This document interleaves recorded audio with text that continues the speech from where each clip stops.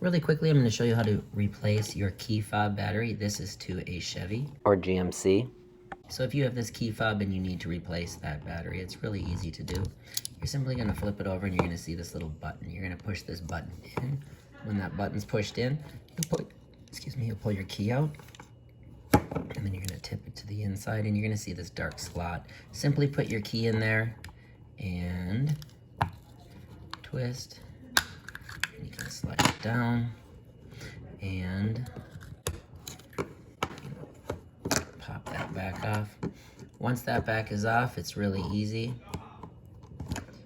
Just put your key fob up into one of those little slots right there and you can pry that battery out. This is a CR2450. You can buy one online, they're really cheap. And then once you put a new one in, you just pop it under that lip, push down.